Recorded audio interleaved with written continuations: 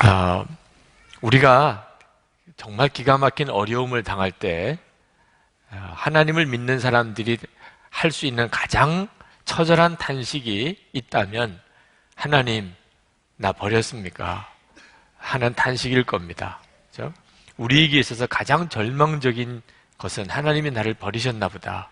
하나님도 나를 버리셨나 보다. 이런 마음이 들 때이지 않겠습니까? 이 시편 42편과 43편은 학자들이 거의 다 동의하기를 한 시편이라고 그렇게 해석을 합니다. 실제로 표현하는 표현이나 문구 자체가 완전히 일치되는 그런 시편이 42편, 43편입니다. 그래서 왜 한 시편을 이렇게 둘로 나누었을까 하는 생각이 들기도 합니다. 묵상하는 중에 하나님께서 제게 이 시편 42편, 43편이 하나님 어찌하여 나를 버리셨습니까? 라고 탄식할 만큼 그렇게 기가 막힌 어려움에 처해져 있는 성도의 기도이기 때문에 하나님이 이것을 둘로 나누어 짓게 하셨구나, 그런 생각이 들었습니다.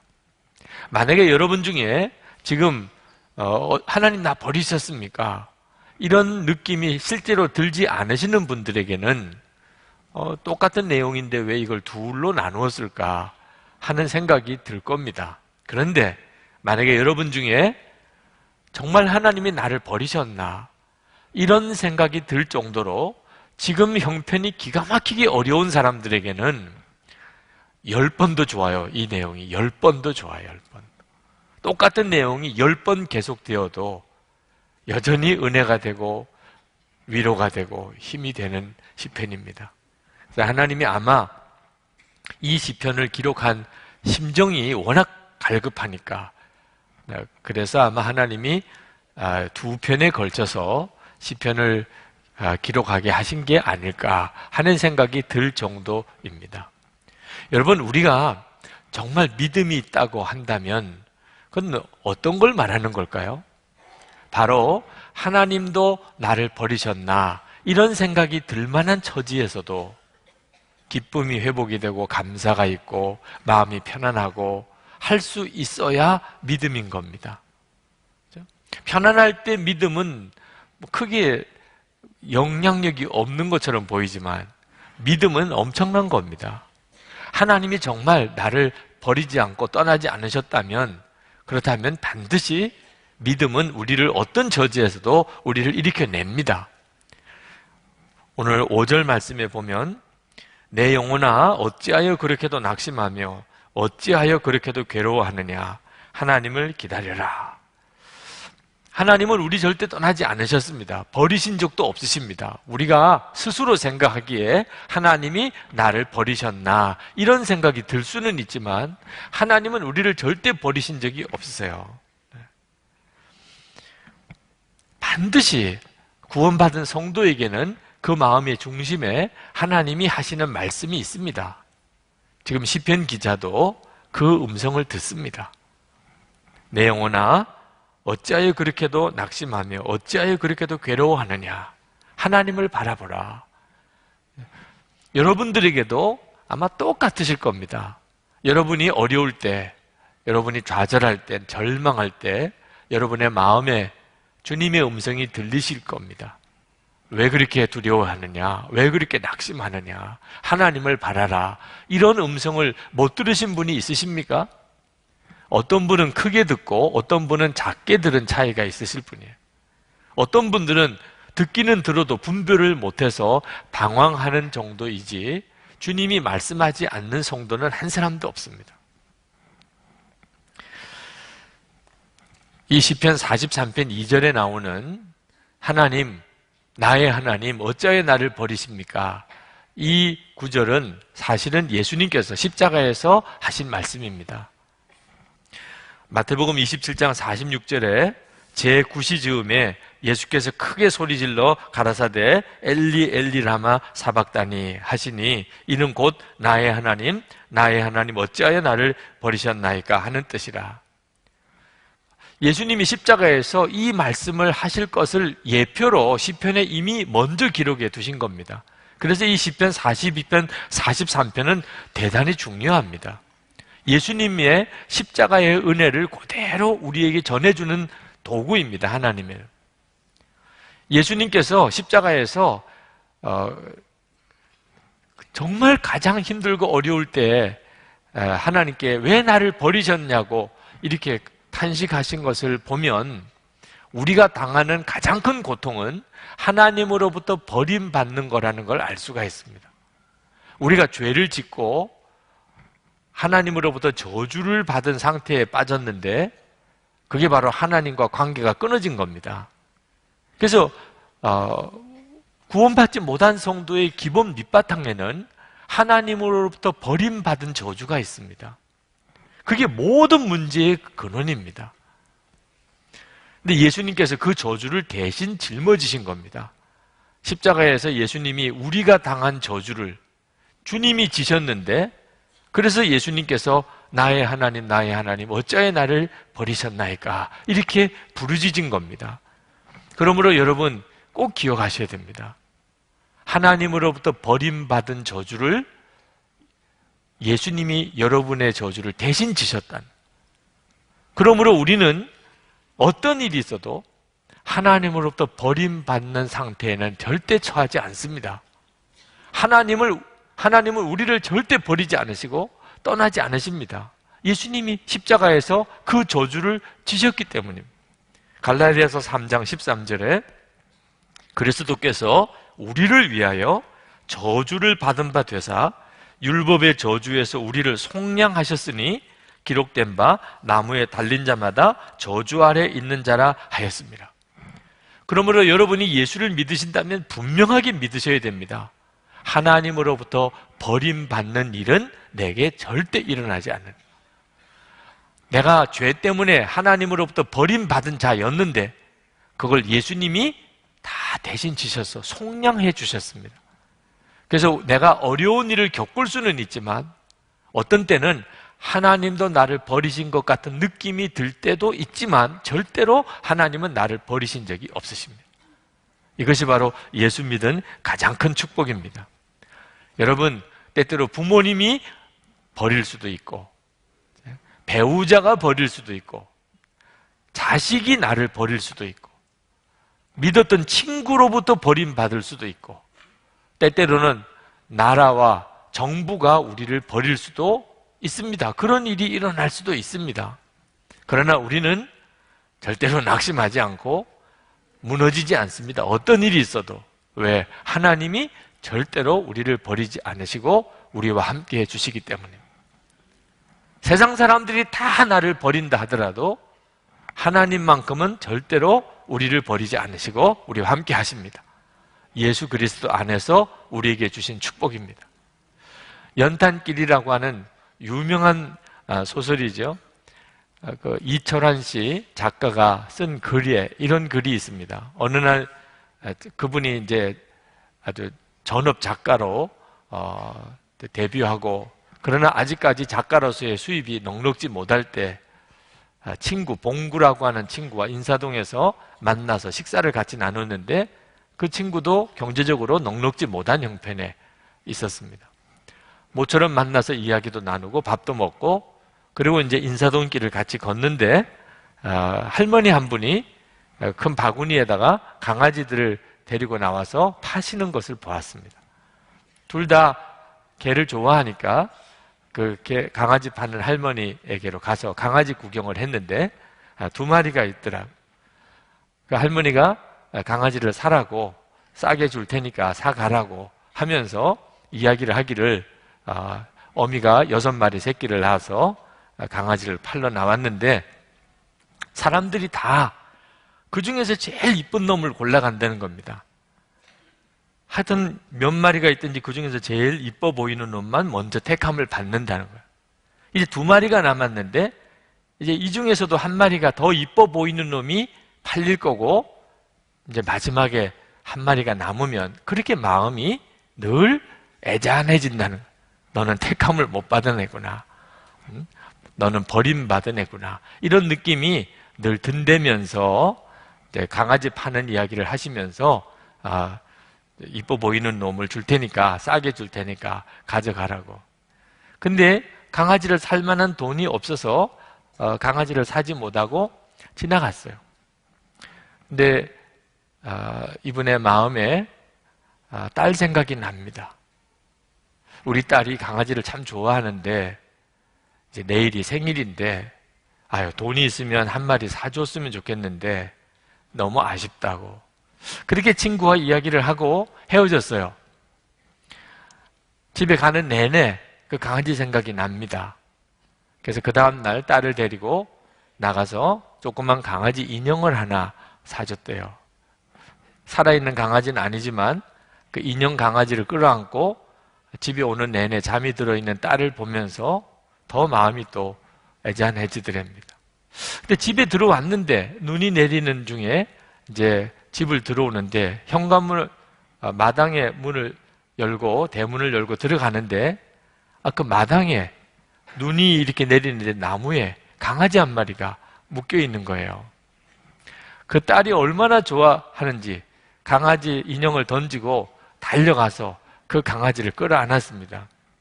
옆에 편지가 하나 있더랍니다. 봉구라고 하는 친구가 쓴 편지입니다. 철아나, 봉구 다녀간다. 도둑처럼 주인도 없는 집 담을 넘었다.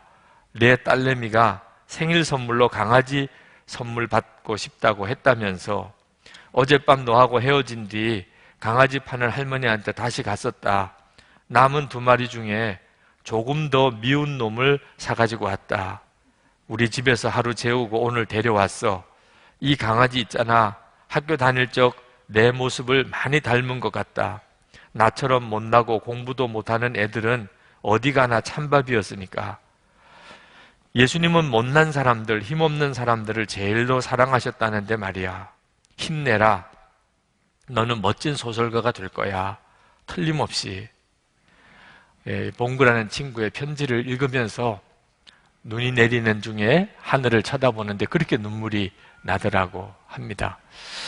자, 여러분, 우리가 믿는 예수님은 우리가 못났기 때문에, 약하기 때문에, 사람들로부터 버림받은 존재니까 우리를 더 아끼시고 우리와 더 함께 하시는 주님이십니다.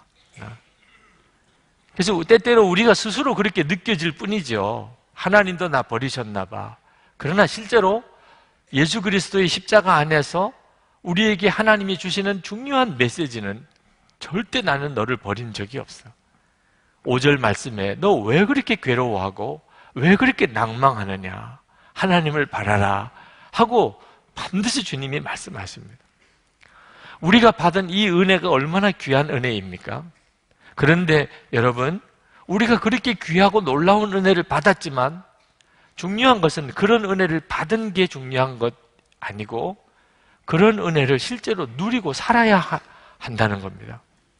버림받은 것 같을 때 나를 떠나지 않으시고 여전히 나와 함께 하시는 하나님 때문에 위로를 받고 세상 사람들로부터 다 내가 따돌림을 받는 것 같을 때 그때 여전히 나와 함께 하시고 나를 더 사랑하시는 주님을 진짜 알고 새 힘을 얻어야 그게 은혜를 받은 거잖아요.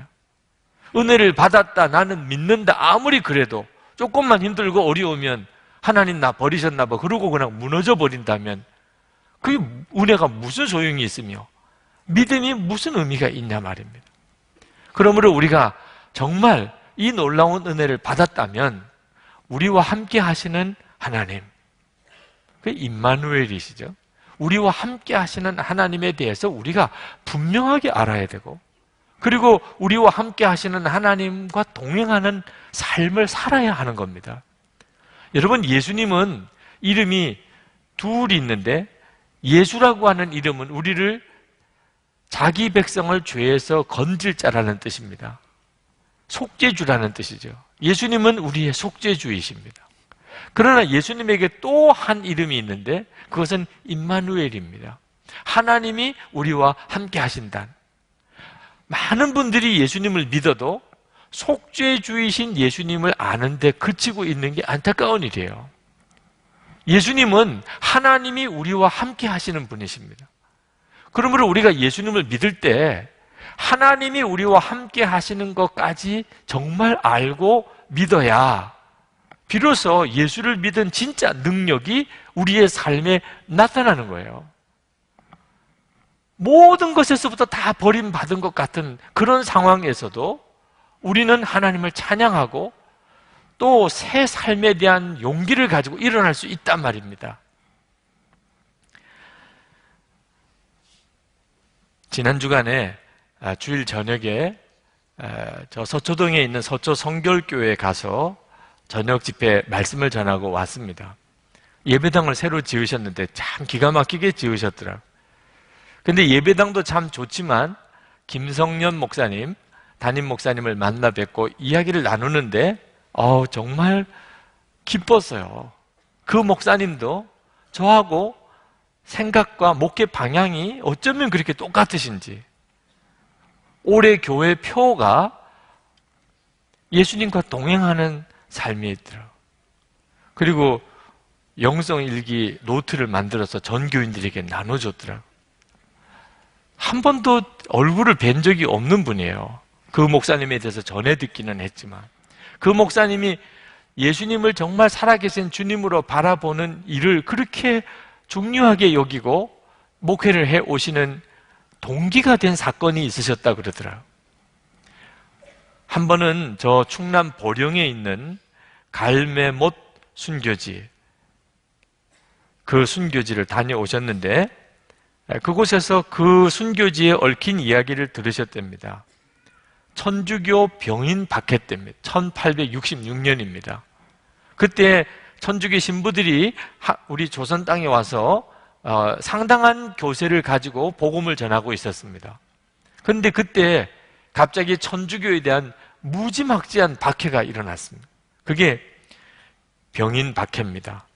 30대의 젊은 프랑스 신부들과 그리고 한국교회 그 성도들이 붙잡혀 왔습니다.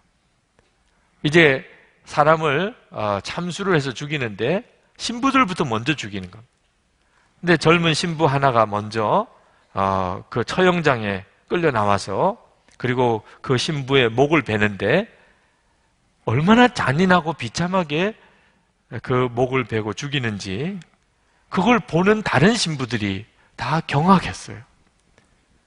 자기도 저렇게 죽는다고 생각하니까 그들의 마음속에 배교를 할 수밖에 없는 극도의 두려움이 그들에게 임했습니다. 그때 우리 한국교회 아주 나이 많은 노인 한 분이 그 다음 차례에 서 있는 젊은 신부에게 다가가서 그 신부를 이렇게 꼭 안아주면서 귀에다 대고 이렇게 이야기를 했다는 거예요. 이곳의 고통은 잠깐이면 지나갈 겁니다. 조금 후면 우리는 신부님이 전하신 말씀대로 더 좋은 곳에서 그리스도와 영원히 살게 될 겁니다.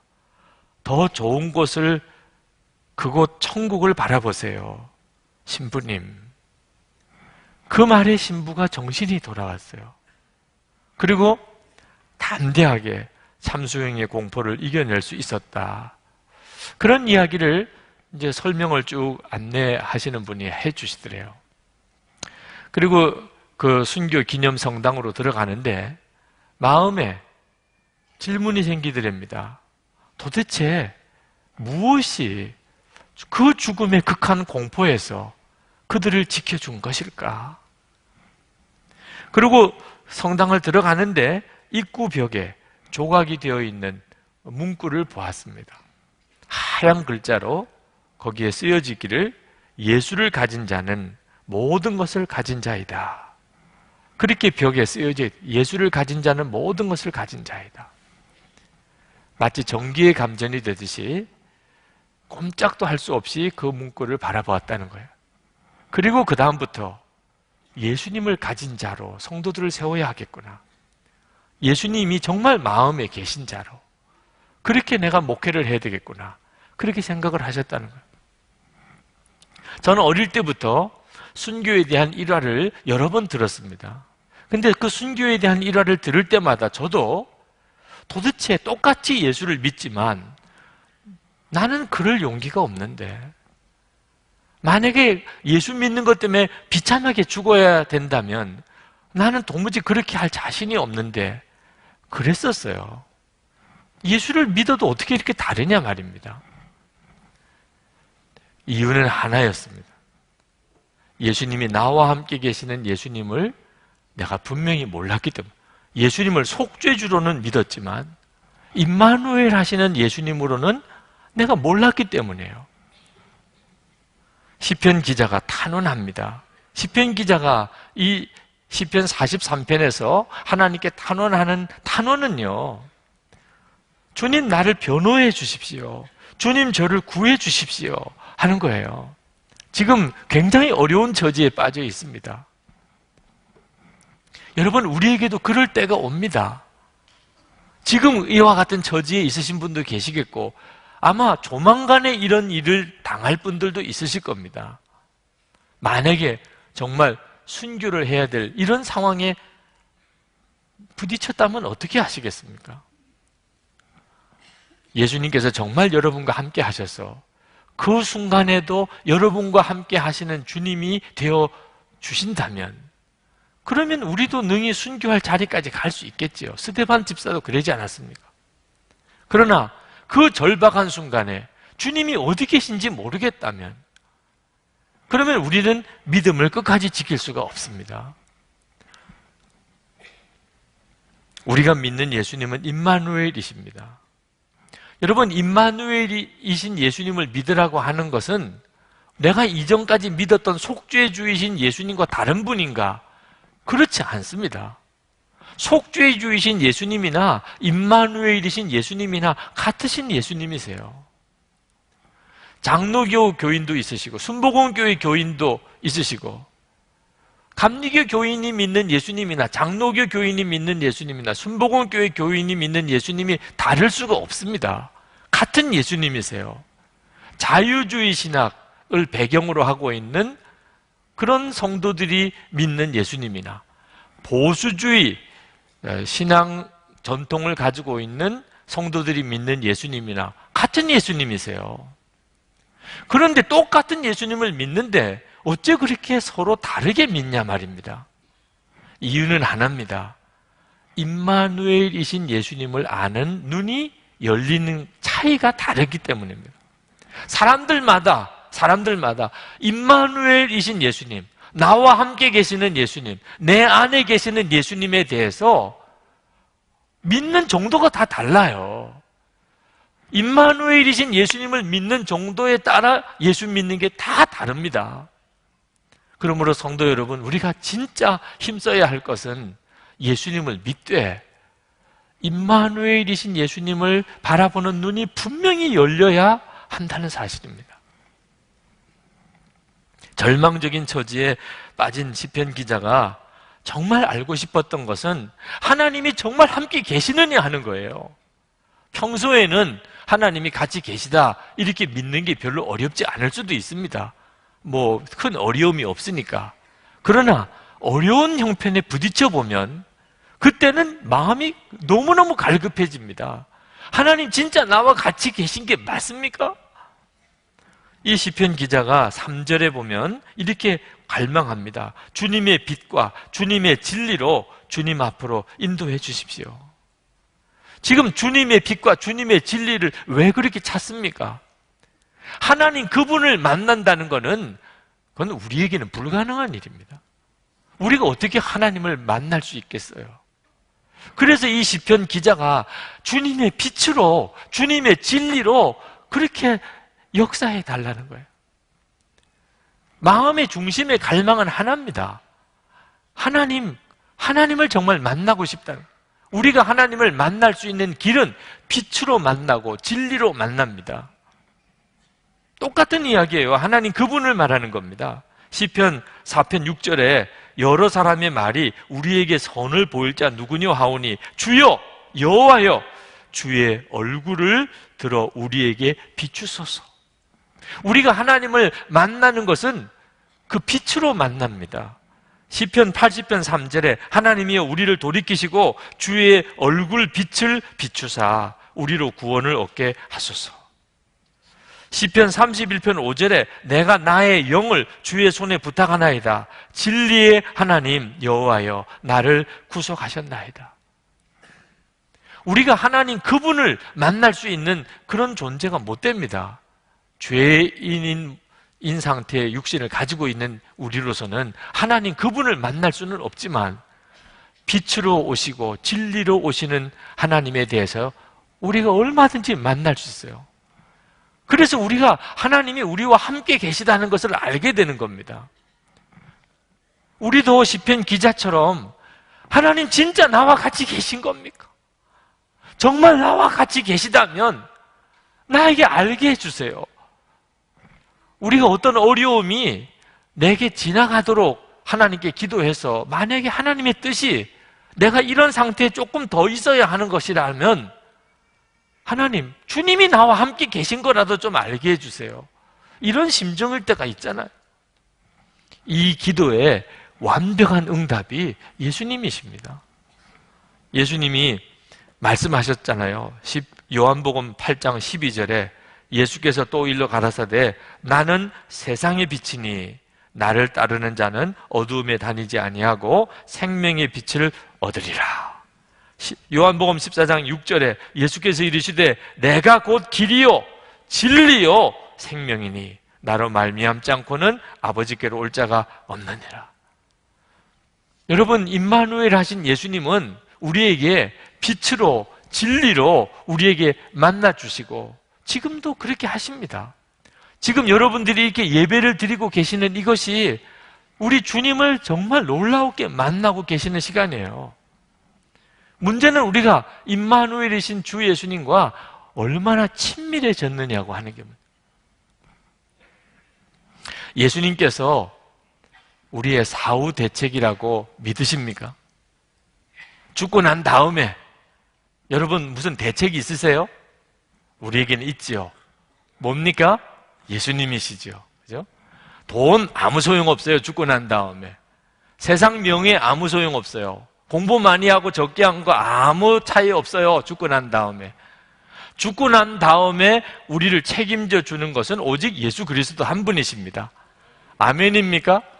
이 점에 대해서 다 아멘이실 거예요. 예수님은 우리의 사후 대책이세요. 자, 그렇다면 사후 대책은 이제 마련이 됐는데 노후 대책은 어떻습니까? 예수님은 나의 노후 대책이라는 것에 대해서도 아멘이십니까? 실제로는 아멘 안 되는 분이 많으실 거예요. 네. 나 예수 믿으니까 나 노후 대책도 마련됐어. 이런 분들 찾아보기 참 어렵습니다. 예수를 믿는 건 예수를 믿는 거고 노후 대책은 또 딴 문제지 뭐. 그렇죠? 노후 대책은 뭐예요? 돈이지 뭐. 아주 이렇게 너무 솔직한 분들도 있으시더라고요. 노후 대책이야 돈이지.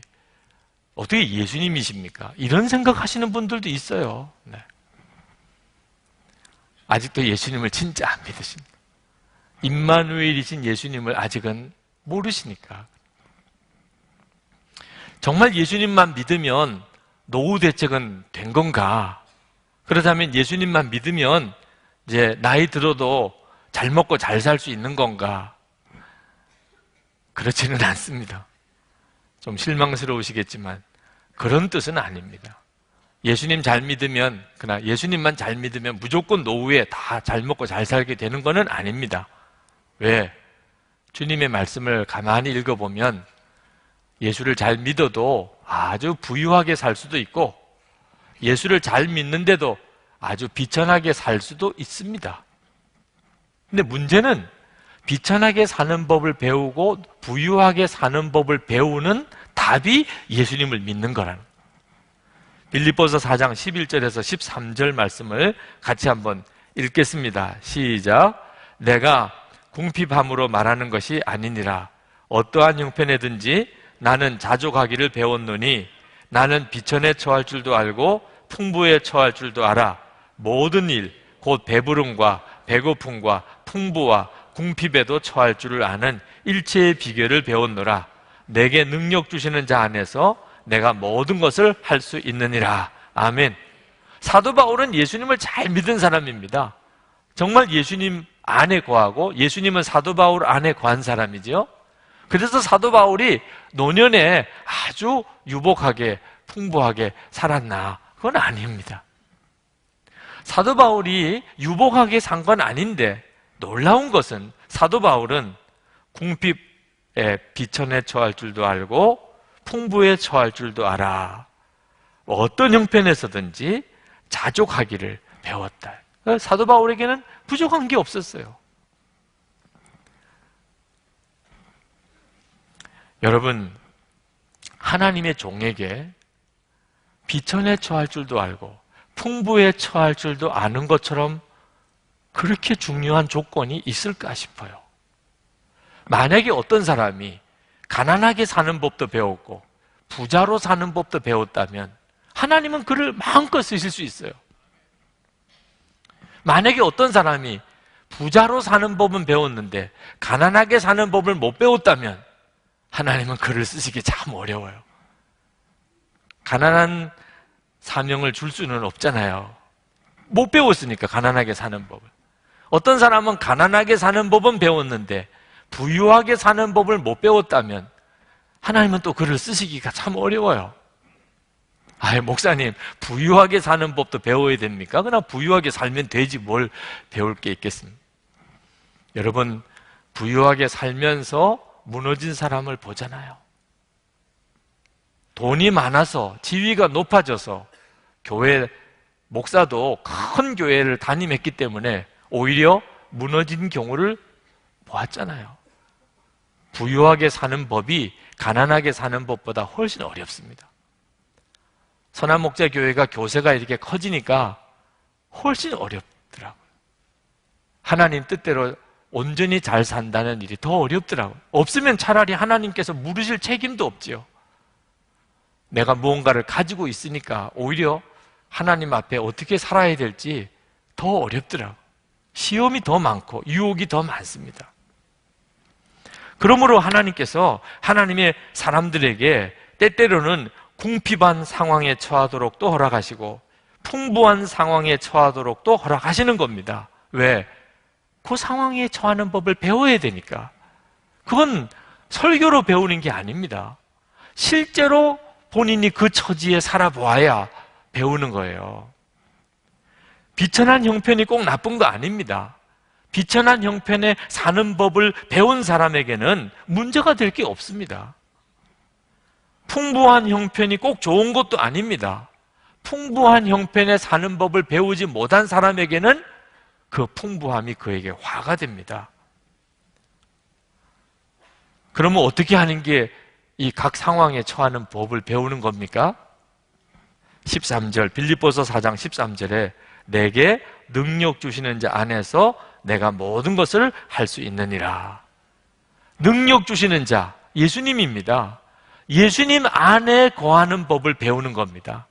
예수님 안에 사는 법을 배우면 가난해도 상관없고 부유해도 상관없습니다.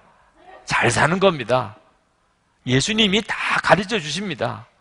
없을 때는 없이 사는 법을 가르쳐 주고 뭘 가지고 있을 때는 가지고 하나님 기뻐하는 뜻대로 사는 법을 가르쳐 주십니다. 예수님 안에 거하는 것이 가장 중요한 비결입니다. 24시간 예수님과 동행하려고 애쓰다 보니까 예수님 안에 거하는 것이 가장 행복하다는 걸 알았습니다. 뭘 많이 가지고 높아지고 하는 게 행복의 조건이 아니에요. 예수님 안에 거하는 게 가장 행복해요. 어떤 처지와 형편에서도 주님이 나와 같이 계시고 내가 주님 안에 있다는 사실을 아는 순간이 가장 행복합니다. 저는 올해로 목회한 지 30년이 됩니다. 많은 사람들이 저를 이제 목회 30년이 되었다고 축하를 하지만 저는 부끄러운 것이 예수님과 동행하는 것에 대해서 아직도 제대로 훈련이 되지 못한 게 30년 동안 목회를 하고도 이 정도인가 이런 생각이 들어서 부끄럽습니다. 그래서 지금이라도 예수님만 24시간 바라보는 훈련을 하려고 하는 겁니다. 제가 왜 예수님 안에 거하는 법을 배우고 항상 24시간 예수님을 바라보고 주님과 동행하려고 하느냐? 은퇴하고 난 다음에 무너지지 않으려고 하기 때문입니다. 지금 제 형편은 시간이 없을 정도입니다. 저를 와서 말씀을 전해달라고 요청하는 데가 너무 많고 요청받은 것의 10분의 1도 가지 못합니다. 저와 만나기를 원하는 사람 거의 제가 그 마음을 받아들여 드릴 수가 없습니다. 시간이 전혀 없기 때문에. 그러나 제가 이제 은퇴를 하게 되면 상황이 달라지게 될 겁니다. 그때는 저를 찾는 사람 다 없어지게 될 겁니다. 지금은 오라는 데가 그렇게 많아도 이제 내가 나이가 들어서 은퇴하게 되면 했던 소리 또 하고 했던 소리 또 한다고 아마 오라고 안 하게 될 거예요. 네. 저는 은퇴하고 난 다음에 교회에서 가능하면 멀리 떨어져 가려고 합니다. 그것이 제가 제 후임자에게 해줄 수 있는 최선의 배려라고 생각이 듭니다. 교회와 멀리 떨어져요. 그러면 제가 그동안 늘 같이 교회에서 섬기던 여러분들을 만날 수가 없게 되죠. 그럼 아마 틀림없이 사람인지라 외롭게 될 겁니다. 늘 사랑하고 보던 사람들과 떨어져 지낸다는 일이 얼마나 어렵겠습니까? 그러므로 제가 정말 예수님을 믿는지 예수님과 온전히 동행하는지는 제가 은퇴하는 순간에 드러나게 될 것입니다. 여러분, 제가 은퇴할 때 이제 교회를 떠나게 될 때 하나님 어찌하여 나를 버리셨나이까 이렇게 나오면 은혜가 되겠습니까? 제가 떠날 때는 아주 쿨하게 떠나는 것처럼 보였는데 제가 저 멀리 가 있어서 들려오는 소식이 목사님이 계속 매일 운대더라. 교인들이 찾아오는 사람 한 사람 없다고 원망이 많으시더라. 이런 소식이나 들으면 여러분들 마음이 은혜가 되겠습니까? 우리 목사님이 어디 가서도 정말 행복하게 잘 지내시더라. 진짜 예수님 한 분이면 충분하다고 그러시더니 그게 사실이네. 여러분이 그렇게 들으실 수 있어야 은혜가 되지 않겠습니까? 근데 이 일이 은퇴하고 난 다음에 훈련 받으려고 해서는 안 된다 그 말이에요. 실제 상황이 그 상황이 벌어지고 난 다음에 내가 예수님하고 친밀해지려고 애써서 되는 문제가 안 된다 말입니다. 지금부터 주님과 친밀한 교제 속에 살아야 비로소 이제는 제가 은퇴를 하고 떠나도 주님이 떠나신 건 아니니 늘 그렇게 가까이 함께 계시는 주님은 늘 저와 같이 계시니 그러니 뭐가 문제가 될 게 있겠습니까? 제가 페이스북에 그런 글을 올렸더니 어떤 분이 전도사님에게 그랬다고 그래요. 목사님이 은퇴 이유를 너무 안일하게 생각하시는 모양이에요. 그래서 걱정하시는 분이 계시다고 들었습니다. 은퇴 준비는 해야지. 노후 준비는 하셔야지. 어떻게 예수님만 바라보고 저렇게 사시다가 나중에 가서 큰일 나려고 하신다고. 그래서 전도사님께 충고를 목사님께 좀 해드리라고 그랬다고 들었어요. 그분 말씀에 저는 전혀 이의가 없습니다. 예수님을 바라본다고 그래서 아무것도 저금도 안 하고 살아도 된다. 그런 뜻은 아닙니다.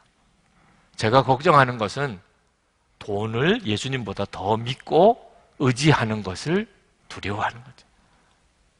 돈이 노후 준비라고 생각하는 그게 두려운 거죠. 실제로는 그렇지가 않습니다. 예수님이시죠. 예수님은 어떤 처지에서도 사는 법을 가르쳐 주시는 분입니다. 그리고 행복하게 만드십니다. 어떤 처지에서도. 그러면 충분한 거죠. 토니 캄플러 이런 이야기를 했습니다. 모든 인간은 죽을 때 이루지 못한 업적 때문에 후회하면서 죽지 않는다. 바르게 살지 못한 것을 후회하면서 죽는다. 죽을 때 되면 알게 됩니다. 무슨 일을 세상에 사는 동안에 거창하게 했느냐? 그때는 아무 의미가 없습니다. 그때는 하나님 뜻대로 내가 바로 살았냐 하는 것만 남습니다. 시편 기자는 절망 중에 주님의 음성을 듣습니다. 내 영혼아 어찌하여 그렇게도 낙심하며 어찌하여 그렇게도 괴로워하느냐. 하나님을 기다려라. 여러분, 이 음성이 여러분의 마음속에도 크게 들릴 수 있어야 합니다. 어려운 일이 왔을 때 더 크게 들릴 수 있어야 합니다. 급할 때 가서 그런 음성 들으려고 해서는 답답하기만 합니다. 그러므로 연습이 필요한 거예요. 살아계신 주님, 나와 함께 계시는 주님을 바라보는 눈을 뜨고 사는 것 연습이 필요합니다. 주님의 음성을 듣고 사는 것 연습이 필요해요. 지금이 여러분에게 그와 같은 때입니다. 그러므로 영성일기를 쓰면서 24시간 예수님을 바라보는 훈련을 하시라는 거예요. 그런데 안타깝게도 많은 성도들이 이 일에 대해서 안일하게 생각합니다. 기회는 하나님이 주셨는데 전혀 준비를 안 하시고 계신 거예요. 소크라테스에게 어떤 제자가 와서 어떻게 하면 내가 진리를 알 수 있겠습니까? 그랬더니 소크라테스가 다짜고짜 그 제자를 끌고 강으로 끌고 들어가서 머리를 물속에다가 집어넣는 거예요. 이 제자가 막 죽겠다고 발버둥을 치면서 겨우 벗어나왔습니다. 그래가지고는 자기를 죽이려고 한 소크라테스에게 왜 그렇게 하셨냐고. 내가 너를 머리를 물속에다가 쳐박고 못 나오게 할 때 너 심정이 어떻겠느냐? 죽는 줄 알았죠. 그래서 어떻게 했냐? 숨 쉬려고 발버둥을 쳤지요. 그렇게 진리를 찾으면 반드시 찾는다. 말로 해도 될 일을 왜 그렇게 하셨나 몰라요. 여러분, 정말 예수님과 친밀하게 살기를 원하십니까? 우리에게 다 하나님이 그렇게 기회를 주시고 계세요. 문제는 우리 마음이 그만큼 갈급하지 않다고. 이제 하나님 어찌하여 나를 버리셨나이까? 이런 순간이 와서야 비로소 주님 나에게도 말씀하세요 이러니 답답한 거죠. 지금 내게도 그런 날이 올 것이다 하는 사실을 명심하고 24시간 주님은 나와 같이 계시니 나도 24시간 주를 바라보겠습니다.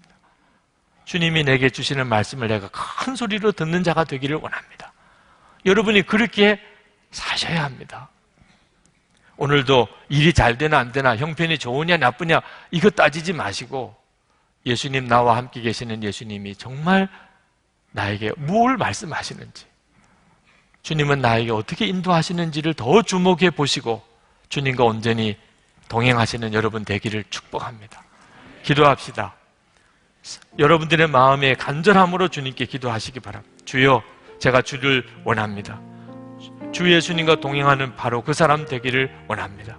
통성으로 기도하겠습니다. 은혜와 사랑이 충만하신 아버지 하나님,